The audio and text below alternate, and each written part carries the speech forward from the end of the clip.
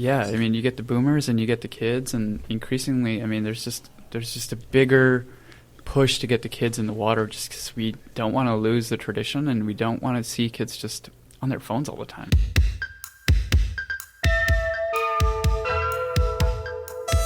This is Jim Bratton Podcast. You may enjoy some, or all, or none. Now, here's Jim.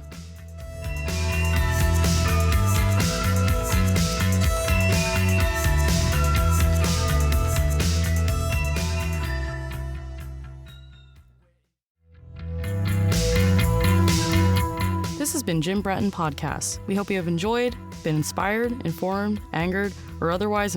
So this is Jim Bratton Podcast. Today we're talking to Eduardo Hernandez. He is the museum manager at the Texas Surf Museum. Eduardo, thank you. You said that so nicely. That is how you say my last name. That's so nice. Yeah. Well, hey, how's it going? Everything is all right, as I like to say, just rocking on. Now, as we begin this, number one, you're not a surfer. No, I am not a surfer. I've never gotten on a board once. Well, neither have I. So this should be an interesting interview. This will be very nice. Because you run the Texas Surf Museum. How long have you been with them? About 7 months. Okay. Now. Yes. Can you bring me, I've looked over some of the bio on the website, this whole evolution of how this museum came about. Yeah. Okay. So it started back in 2020 during around the COVID pandemic, when our founder, who had the tremendous vision of starting a annex of the museum in Corpus Christi here in Galveston. The story says that the museum in Corpus Christi was awesome, but it did not have enough Galveston history and Galveston surf history down there. So they wanted to make an addendum to that museum by placing one here, covered more of the North Coast history.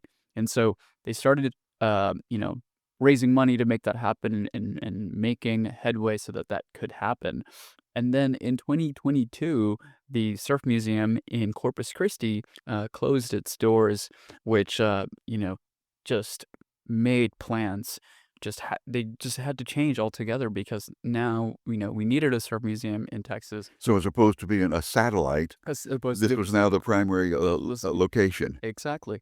And so then in 2022, the building was found here on 2110 Mechanic Street in the heart of Galveston in the downtown. By the way, we'll put this on the header information for the podcast too. We'll have all kinds of links for you. Oh yeah.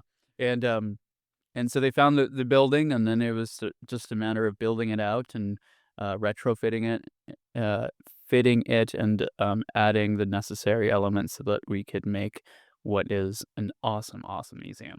So, you're on three segments to it. Did I read that right? Physically, you've got some sort of. I have been over there now. I'm reading all this has whet my appetite. I only live a few blocks away. Good. Yeah. And I was telling my friends last night where the museum is at right now, as of today, which is September 10th. Right. What we've installed in the past week is it's the museum at its best. And I'm not saying this from a marketing standpoint, like, oh my God, just come on in. No, we've added so much cool stuff this past week that I'm just like, please come in and look at the museum, not because we want your money, not because we want you to, support us, but because I really want you to be amazed. And I really want you to just just in every corner you look and turn, you're like, there's just so much. And that's really what I think a great museum should be. It's just like, there's just gotta be so much. Sensory. Yeah. It's like, whoa, like you just when you think we've given you like enough stuff that is so cool, it's like you turn your head and it's like, oh my God, what is that over there? And then you walk me in the door then. Just yes. So as soon as you walk in, we pay a very nice homage to the skater community here in Texas by presenting you the development of skateboards in Texas history.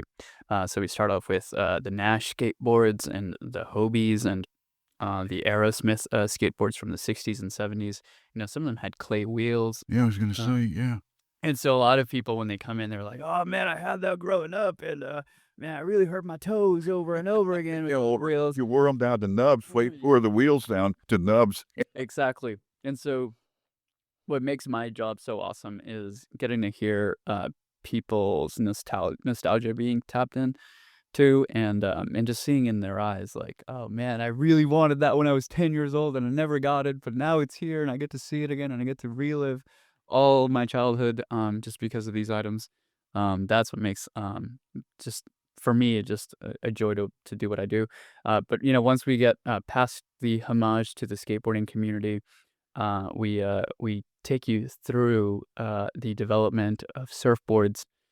So we start off with the 15th century, and we show you what the Olo board looks like. What was used in Hawaiian culture back in those years, and that is an actual Olo board, and that is around 25 feet tall. I may be mistaken, maybe closer to 20. Anyway, it's huge. Huge, made here in Galveston, Texas, by our partner at Picnic Surf Shapes, which is here on Market Street. I always love to give him a shout out because he's awesome. Please, yeah. He made that happen for us. So that's a replica, but an accurate replica. Oh my God, yeah, super accurate.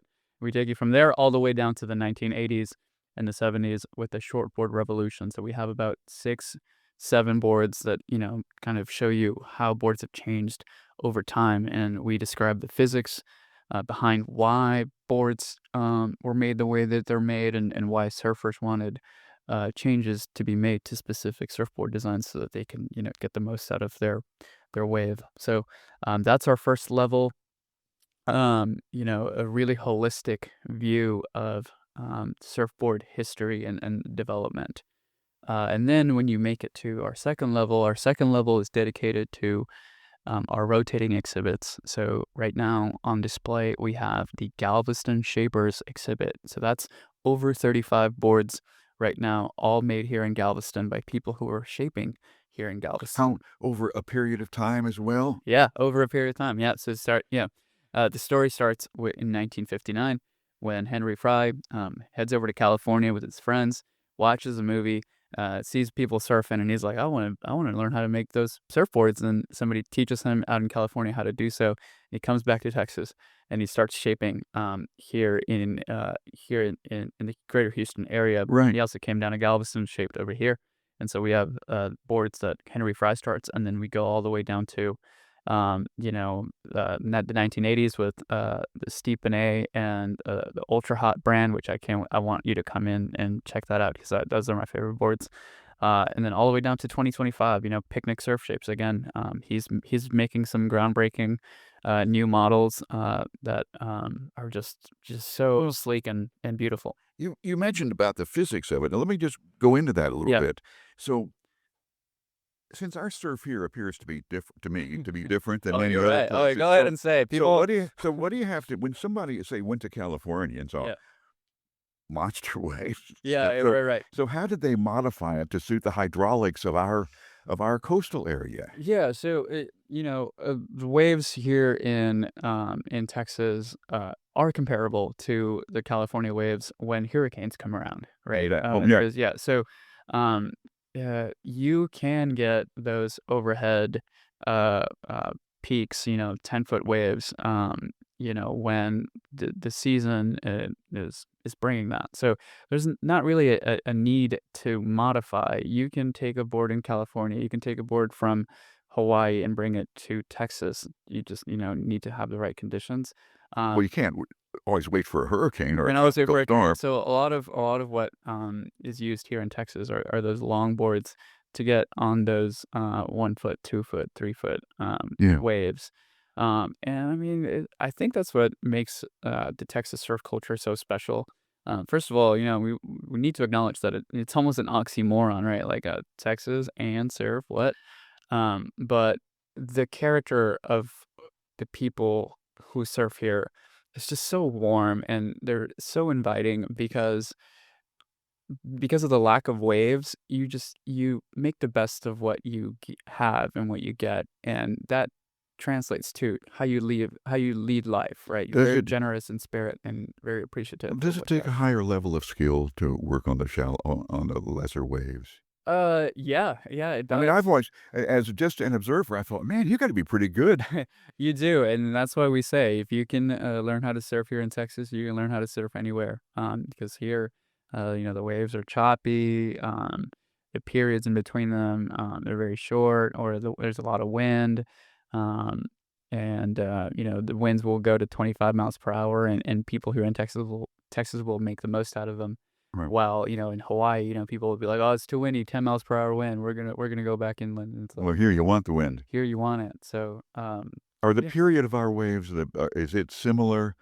Are the rhythm of the waves here, is it shorter periods? it's shorter periods. I can't say that with full confidence because again, I'm not a surfer, but from the conversations that I have, yeah, it's what I hear, and I just think people are, when they're out there in the water, in the lineup, you know, people are just so encouraging of each other, and they're not cliquey like they will be, Really?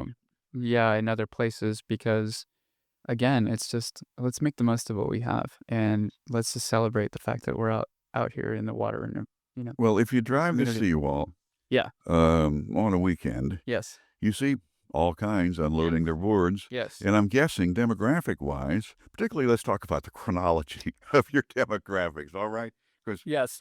even though I Yeah. haven't surfed, I know that a lot of people of my ilk and my age have, and they had to work pretty hard at it sometimes. So I'm sure you get some boomers in. So Oh what? yeah. Boomers to what? Boomers to Groms and Menahunis. I mean, we just our board, they were the judges at the latest TGSA competitions for the little kids. Yeah. And I mean the kids are just so stoked. I mean, and I think there's an even bigger push to get kids out in the water just to get them away from the phones. And so that's really awesome. Um, and so, yeah, I mean, you get the boomers and you get the kids, and increasingly, I mean, there's just a bigger push to get the kids in the water just because we don't want to lose the tradition and we don't want to see kids just on their phones all the time. You know what I mean? I'm going to talk about my vintage and maybe a little bit younger. Do they sort of glaze over when they start to talk about their times? Did you just see them drift back into nostalgia when they're talking about it? Oh, absolutely. I've learned there are repeat visitors uh, who will go on tangents and go on and on. And it's actually really funny. You will meet somebody who will go on and on and on, and then they'll tell you, "Don't talk to that guy. That guy just goes on and on and on." And you're like, "Oh my God, the lack of self-awareness is amazing." But no, but I think I love it. I love letting people, and I really try to, listen because again, it's the sparkle in their eye that makes this so rewarding. A lot of people that are in their 60s and 70s, they can't surf I anymore. was going to say they're not going to get on a board. They're like me in backpacking. It's great to think about it and dream about the past, but it's not happening now. Yeah, because of skin conditions or because of arthritis or some pre-existing conditions, they Or can't. just being old. Yeah, just being Just that. right. So to see them just conjure up their memories again, it's a very beautiful thing. So I like to honor it, and so does all of our staff. So we're always ready to listen and ask you questions because there's a lot of questions that I still have about like, what was that rivalry like between you and those guys? Oh, All that I'll stuff. bet you hear some Yeah. great stories. Oh yeah, some really good ones. Eduardo, this has been a delight talking This is to you. over. Yeah, this is a Oh, short one. what? Man, no, this is not like a helicopter ride over Houston. We Yeah, got as much as we can do in about 12 minutes. But that's awesome. before we go, tell me, um, give me the specifics, give me the Yes. address and all that. And of course, we'll put it on our header information as well. We'll have a pic or two mixed with this so folks can see what we're talking about. Super, super. Well, first of all, I genuinely am bummed out that this is over because I feel like I could talk to you about so many things. So bummer. But anyway, Well, we'll do a volume 2. we'll do a volume 2. This will Yeah, be yeah. first in a series, all right? I love And I that. didn't mean to disappoint you, but you, I do have a short time criteria, so No, people will listen, all right? I get it. Yeah, so first and foremost, I need to tell everybody that we have our upcoming fall fundraiser on October 25th. We are bringing in people from all over the world to come to our museum, including the president of the California Surf Museum and the former editor of Surfer Magazine to come on in and check the event out. We've got some other people that we are still confirming, but these are some heavy hitters in the world of surf that will be coming to Galveston, to Texas, to enjoy our museum. So that is going to be an awesome event. We are partnered up with the Women's International Surfing Association to celebrate their 50th anniversary. So that's going to be taking place October 25th at 2110 Mechanic Street here in Galveston, Texas, from 1 p.m. to 6 p.m. And if you are one of the first 50 people to arrive, you get free parking all day that day. So it's kind of hard to find free parking here in Galveston. That is something. Yeah. We want to make sure that we take care of our guests, and we'll have plenty of giveaways. We are working hard to get gift cards and all that sort of good stuff so that when you come on in, you get your bang for your buck. That's what we really care about. Ultimately. I know that you're a real good manager. I know that all of this stuff will happen. Oh, yeah. And hey, I got a question. Yeah, okay. You want to answer a few more questions? Okay, That's good. Let's go ahead. So when you get these folks, the old-time surfers, yes. From, say, the West Coast or so, are they condescending about the Texas coast when they talk to you? No, not at all. I mean, I've never had anybody meet me with any sort of tone or aggressiveness, aloofness. Yeah. Yeah. If anything, I think they come in and when they look, 30 feet out in front of them and they see like that board again that they wanted when they were kids or that they had when they were teenagers, they're like kids in a candy store. Like everything goes out the window and they're just like, sometimes they even forget to pay for admission because they just dart to the things that they. You mean like a child running to a toy store? I'm absolutely serious. and it like, you could be, I think some of these surfers could be having the worst month of their lives or, because of some health issues, whatever. That all goes out the window because they see, what they love, and their attitude is always jovial and they just love us. And I mean, it comes across in our ratings online. We have a perfect 5-star rating on TripAdvisor. We have over 60 reviews, in just 6 months, and perfect ratings on Google. So, we're not just like a tourist trap. We are a serious place where we care about you getting your money's worth. If you're not a surfer, and if you are a surfer, it's a kid in a candy store situation, and we just want you to get as close as you can to your memories and relive your memories. It's a cultural destination. Yes. Yeah. All right, Eduardo. Thank you so much. We will continue this in another episode. I know you've got more to say. Yeah. We've been with Eduardo Hernandez. He's the museum manager at Texas Surf Museum. And that website, if I've got this right, the website is? Yes, thetexassurfmuseum.org. Check us out. Follow us on Instagram at surfmuseumtx, and join our Facebook group where anybody can contribute to our Facebook.